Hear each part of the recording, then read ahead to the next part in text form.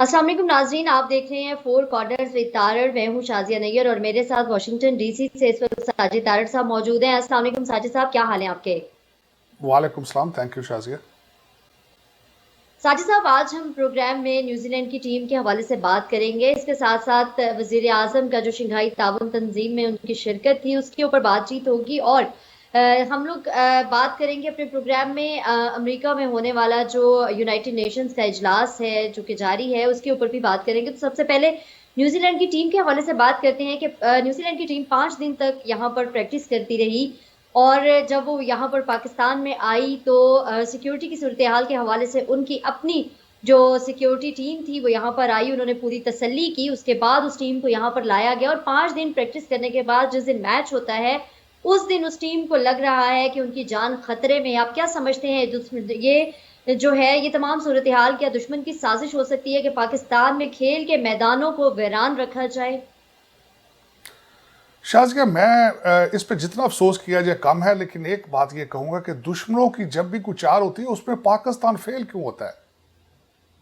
दुश्मन जो भी करता है आप उसमें लूजर नजर आते हैं। मेरी जाती राय है, ये जो अफगानिस्तान के बारे में जितने जश्न मनाए गए हैं, जितने आपने इस्लामाबाद पे तालिबान के झंडे लगाए हैं, उसका अब ट्रेलर शुरू हो चुका है। जाहिर है टीटीपी का जितना जो उन्होंने वजीरिस्तान में और जो उन्होंने क्लेम किया कि हमने बड़े शॉर्ट पीरियड में तकरीबन 35 के लगभग हमले किए हैं, तो अल्टीमेटली उसके रिजल्ट तो निकलने थे, उसके रिजल्ट तो आने शुरू हो गए। आज अभी तक आपको ये नहीं पता कि आज के दिन में इंग्लैंड ने अपनी टीम का दोनों मर्दों और खवातीन की दोनों टीम के दौरे पाकिस्तान से कैंसिल कर दिए।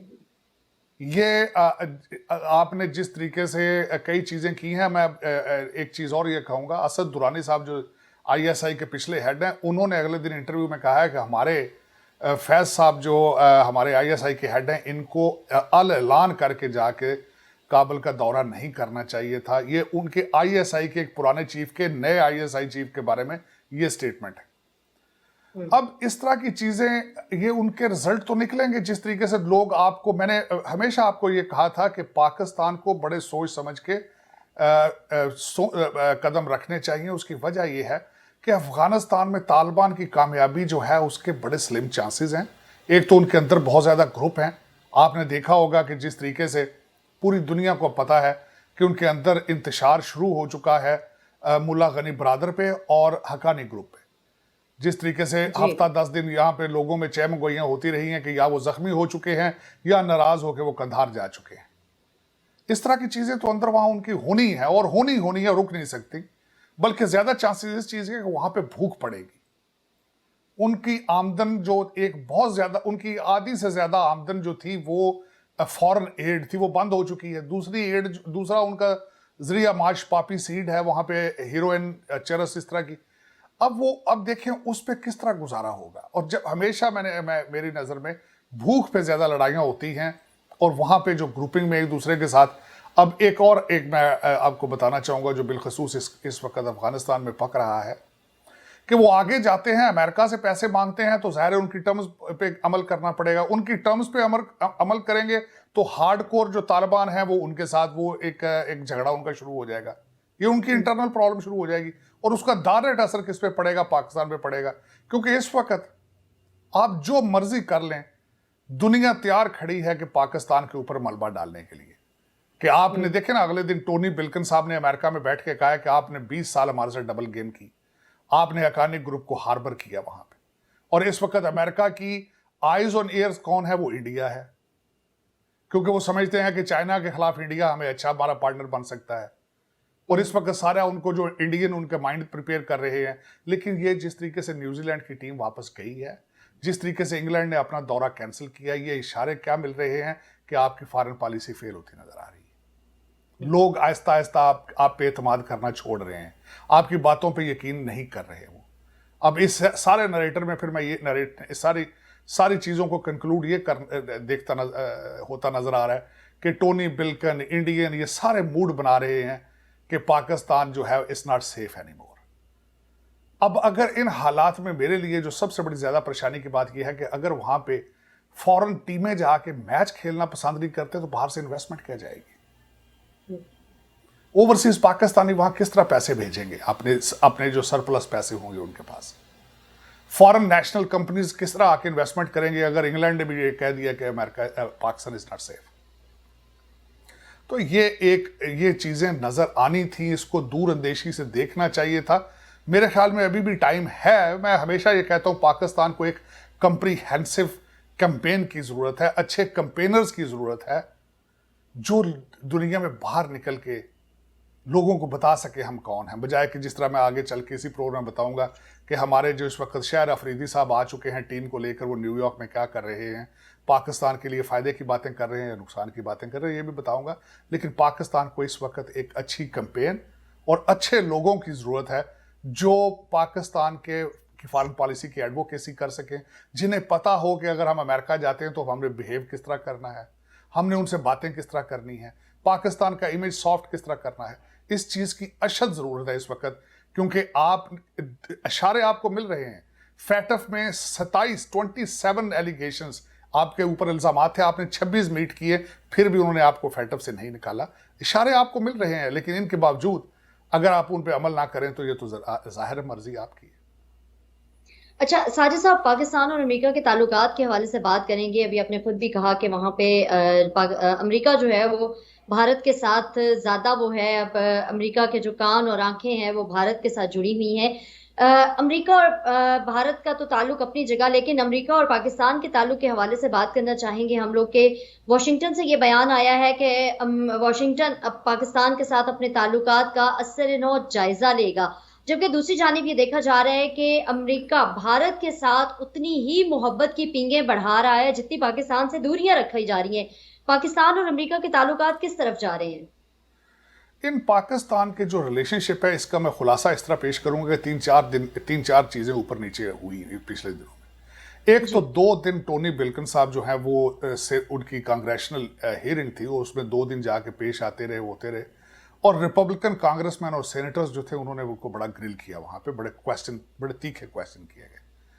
यहाँ पे ये मेंशन करूंगा कि 9 जो है लॉ मेकर कांग्रेसमैन और सेनेटर, उन्होंने कहा है कि पाकिस्तान के साथ जो है वो अपने हालात को देखा जाए कि हमारे साथ पाकिस्तान पिछले 20 सालों में क्या करता रहा।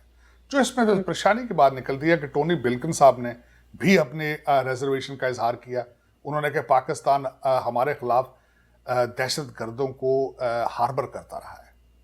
हम अफगानिस्तान में किस तरह कामयाब हो सकते थे? जब हम वहाँ पे अपना ऑपरेशन करते थे तो वहाँ से जो तालिबान या जितने दूसरी पार्टियाँ थी वो पाकिस्तान में अपने सेफ हाउसेज में आ जाती थी, सेफ हेवन्स में आ जाती थी, और पाकिस्तान उनको प्रोटेक्शन देता था। बिलखसूस उन्होंने हक्कानी ग्रुप का नाम लिया है। अब ये एक जो मूड बना उसमें से कंक्लूड किया गया 2 दिन की कांग्रेशनल हियरिंग का, वो ये था कि अमेरिका और पाकिस्तान के रिलेशनशिप कहाँ खड़े हैं। उन्होंने कहा है टोनी बिल्किन साहब ने कहा कि पाकिस्तान के रिलेशनशिप हमारे अफगानिस्तान में तालिबान के साथ कंटीजेंट है। कंटीजेंट से मुराद है वो मशरूत है कि आगे तालिबान अफगानिस्तान में क्या करते हैं उसका अगर खुलासा किया जाए, तर्जमा किया जाए, तो अगर तो तालिबान वहां कामयाब होते हैं और अमेरिकन इंटरेस्ट को प्रोटेक्ट करते हैं तो पाकिस्तान अमेरिका के रिलेशनशिप ठीक होंगे। अगर वहां खुदा न खास्ता अगर तालिबान जो है वो अगर उनके हालात ठीक नहीं रहते, खाना जंगी शुरू हो जाती है या वो चाइनीज टिल्ट कर जाते हैं चाइनीज के उनके इंटरेस्ट के साथ, तो पूरा जो मगरब है वो इंक्लूड अमेरिका, वो सारा मलबा लेके तैयार हो जाएगा पाकिस्तान के खिलाफ। सैंक्शंस पे जाएंगे, एम्बार्गोज पे जाएंगे और कई चीज़ों पे जाएंगे। इस चीज़ की तैयारियां की जा रही हैं, इस पे मशरूत हैं चीज़ें। अब मैं यहाँ पे ये भी बताना चाहूँगा कि कई चीज़ें पिछले दिनों में क्रिटिसाइज़ की गई। एक ख़ास चीज़ का मैं क्रिटिसाइज़ उसको ये करना चाहूँगा कि CNN के ऊपर जो CNN ने इंटरव्यू लिया हमारे खान साहब का, उसमें बैकी एंडरसन थी जिन्होंने इंटरव्यू लिया, उसके बारे में इसको किया गया। और एक बहुत अजीब सी बात CNN पे की, एक जॉर्ज टाउन यूनिवर्सिटी की क्रिस्टन फेयर उनका नाम है, जॉर्ज टाउन में पढ़ाती हैं वो, और बिल्कुल प्रो इंडियन है, वो इंडिया के बड़े गीत गाती हैं हर वक्त। लेकिन उन्होंने एक बड़ी ख़ास बात आके CNN पे की है जो कि मैं समझता हूँ पाकिस्तान की फॉरेन पॉलिसी और उसके इमेज के लिए अच्छी नहीं है। उन्होंने कहा कि Imran Khan is not even the mayor of Islamabad. इसलिए हम जब भी अमेरिका बात करता है तो वो सीधा जाके चीफ ऑफ आर्मी स्टाफ और या दूसरे ISI से बात करता है। तो उन्होंने बिल्कुल ये पाकिस्तान की एक जो सावरेंटी पाकिस्तान की जो हुकूमत है, उन सब चीज़ों को उन्होंने झंझोड़ कर रख दिया। मेरे ख्याल में एक बहुत बड़ा ब्लो था। ख़ासकर उन्होंने CNN जैसे चैनल पे बैठ के इस तरह की बात की। मेरे ख्याल में ये लम्हा फिक्रिया है for Pakistanis and Pakistani Americans. अच्छा साजिद साहब, शंघाई ताउन तंजीम के इजलास में वजीर आजम की शिरकत हुई और उनको उस वक्त शदीद गुस्सा आया जब एक कारोबारी शख्स ने अपने दिल का दर्द एक शेर की सूरत में उनको सुनाने की कोशिश की कि जब आप कंटेनर पे थे तो आप क्या करते थे, और अब आप जब कमंड में है तो आप एक कैदी जैसी जिंदगी गुजार रहे हैं, और उसको भी चुप करा दिया गया। आप क्या समझते हैं ये दौरा कितना अहम था, और कारोबारी शख्सियात पाकिस्तान के हालात देखते हुए क्या वजीर आजम की तमाम तर जो तसल्ली तशफी है उसके बावजूद क्या वो सरमायाकारी करेंगे? क्या पाकिस्तान में गैर मुल्की लोग अपने सरमाए को इन्वेस्ट करने की कोशिश करेंगे, जो हालात और जो सिनेरियो आपको नजर आ रहा है? मुझे छोटी छोटी चीज़ों पे इतराज़ होता है, क्योंकि मैं पाकिस्तान मादरे मिलत है, मैं पाकिस्तान से मोहब्बत है, इसमें कोई शक नहीं है। और क्योंकि अमेरिका में बैठ के आपकी मोहब्बत या बाहर बैठ के आपको ज़्यादा मोहब्बत हो जाती है, क्योंकि आप दूसरी दुनिया के साथ अपने मुल्क को कंपेयर करते हैं। सबसे बड़ा इतराज़ तो मुझे ये था कि खान साहब ने शंघाई कोऑपरेशन ऑर्गेनाइजेशन में तकरीर इंग्लिश में की। मोदी साहब जिन्होंने टेलीवाइज अपनी तकरीर की, उन्होंने बिल्कुल प्योर हिंदी में की। खान साहब को चाहिए था कि आपने पढ़ के तकरीर करनी थी, सारी उर्दू में कर देते आप। आपने शलवार कमीज जैकेट पहनी थी, नीचे आपने गुवाहाटी चप्पल पेशावरी चप्पल पहनी थी, लेकिन बोल आप इंग्लिश रहे थे। ये ज्यादती की आपने।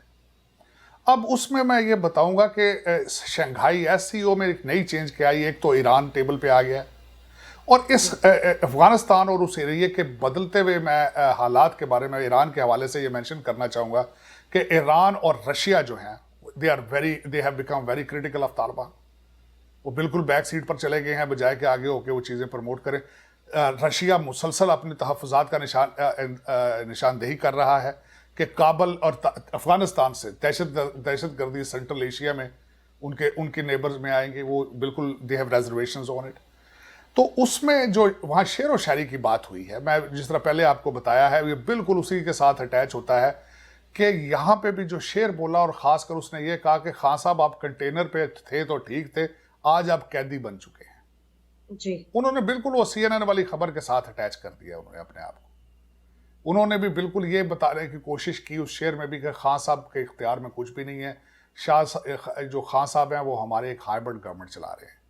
तो ये बहुत गलत इमेज है जो इस वक्त international market place, international level पे पाकिस्तान का आता जा रहा है। इस तरह नहीं होना चाहिए था कि आपकी जमहूरियत जो है वो बेख्तियार है, आपकी democracy is a hybrid democracy, आपकी जो जर्नलिज्म है वो हाइब्रिड जर्नलिज्म है। तो ये सारी चीज़ें, इसके इमेज को देखना होगा, पाकिस्तान को सोचना पड़ेगा कि ये क्या हो रहा है। और बिलखसूस यहाँ पे आपके पहले क्वेश्चन में ये था कि आपके दुश्मन बहुत ज़्यादा हैं और उनकी बड़ी हैवी, जिस तरह हमारे बाजवा साहब भी कहते हैं कि फिफ्थ जनरेशन वॉर जो है, और आपको पता है आपके दुश्मन जो हैं वो इस चीज़ में बहुत कामयाब हैं।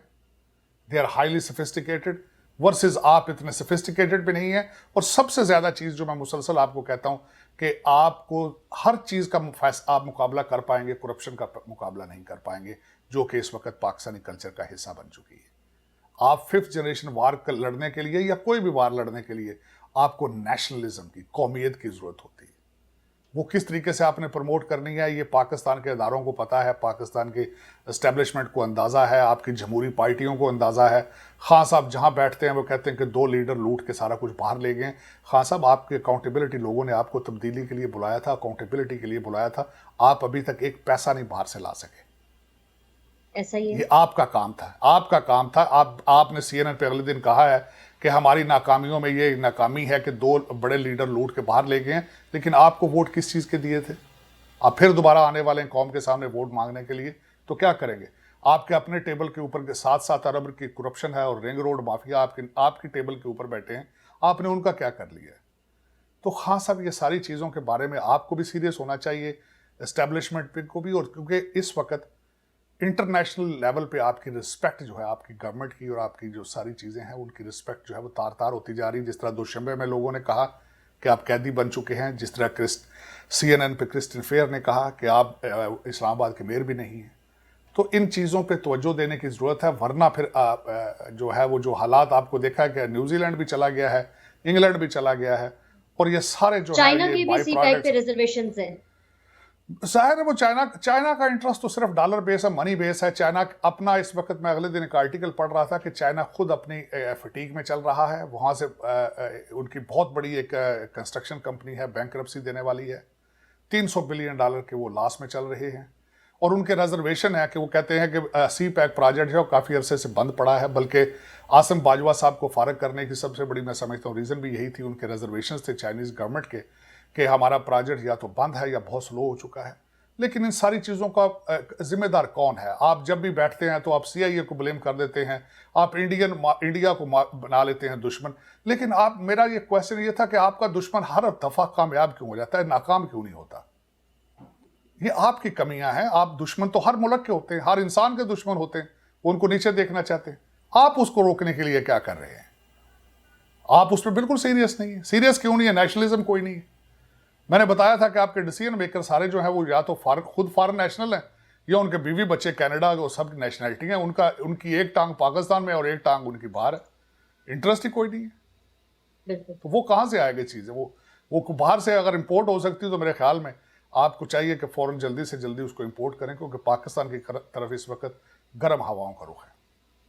अच्छा, साजिद साहब, इस वक्त शहरियार आफरीदी साहब जो कश्मीर कमेटी के चेयरमैन भी हैं, वो इस वक्त अमेरिका के दौरे पर हैं, और उनके अमेरिका में मौजूदगी और उनकी जो वजह शोहरत है वो कुछ मनफी तरफ सिमत में जा रही है, जाती नजर आ रही है। सबसे पहले तो जब वो एयरपोर्ट पे पहुंचे, 3 घंटे उनसे इन्वेस्टिगेशन की गई, और फिर पाकिस्तानी सफारत खाने की तहरीरी जो जमानत होती है उसके बाद उनको अमेरिका में दाखिले की इजाजत दी गई। इसके बाद टाइम स्क्वायर पे चलते हुए उन्होंने एक वीडियो बनाई जो आजकल बहुत सोशल मीडिया पे उसके ऊपर तनकीद भी हो रही है, इंटरनेशनल लेवल पे तनकीद हो रही है कि जी उन्होंने टाइम स्क्वायर पे चलते हुए, घूमते हुए वहां पे मौजूद खवातीन के ना सिर्फ लिबास पे तनकीद की, उनकी हालत पे तनकीद की।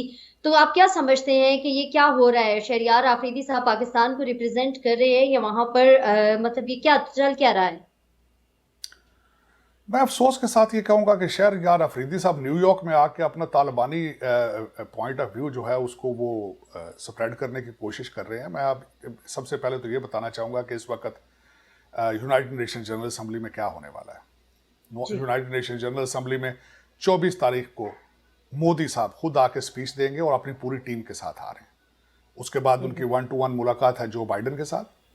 उसके बाद यहाँ पे फर्स्ट टाइम क्वाड जो कि 4 मुल्क इकट्ठे होंगे, जापान, ऑस्ट्रेलिया उनके साथ होगा, और इंडिया और अमेरिका, इन पर्सन मीटिंग होगी, और उसमें तैयारी की जाएगी G20 मीटिंग की।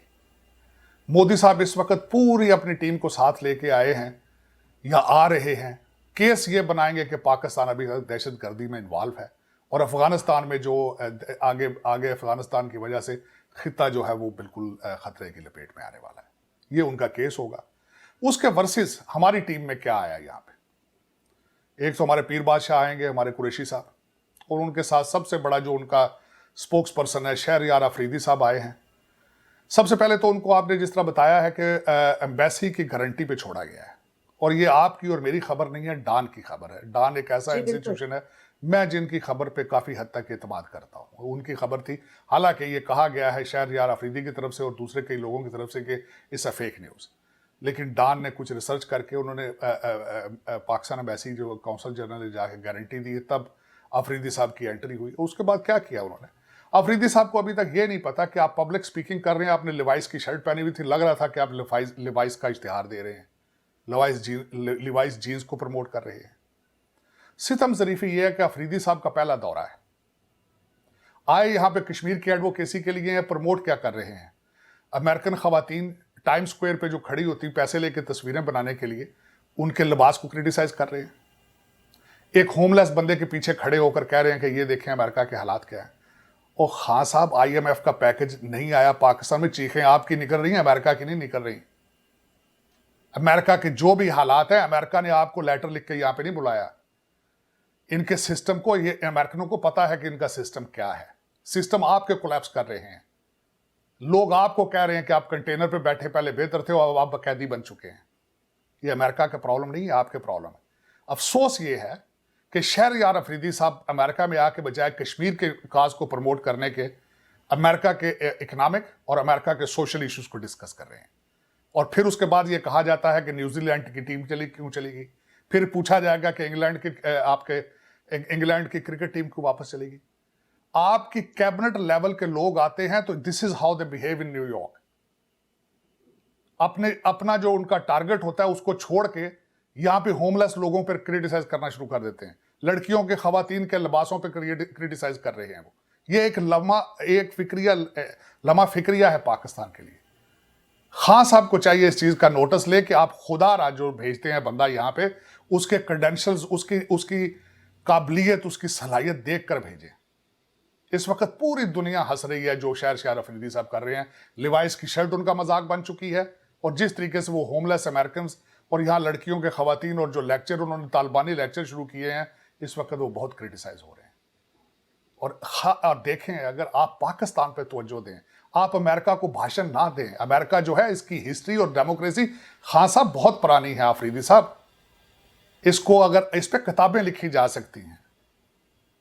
आप ऑक्सफोर्ड से पढ़ के अगर पीएचडी ले आए तो अपने पास रखें। ये अमेरिका को भाषण ना दें कि इनका कल्चर कैसा है, या अमेरिका माँ की तरह रियासत होती है तो बंदा बाहर क्यों पड़ा हुआ है। मैं इस पे आपको पूरा एक किताब लिख के दे सकता हूं कि अमेरिकन सोशल स्ट्रक्चर क्या है। अमेरिका की वैक्सीन, आपको वैक्सीन अमेरिका ने दी है भी पूरी दुनिया को बना के। आपको स्टील, पेट्रोल, आप अभी तक जिस चीज की वजह से आप अपने ये नॉलेज को आप प्रमोट कर रहे हैं, वो भी अमेरिकन है, फेसबुक और यूट्यूब भी। और खान साहब आप उनके सिस्टम को क्रिटिसाइज कर रहे हैं अफरीदी साहब,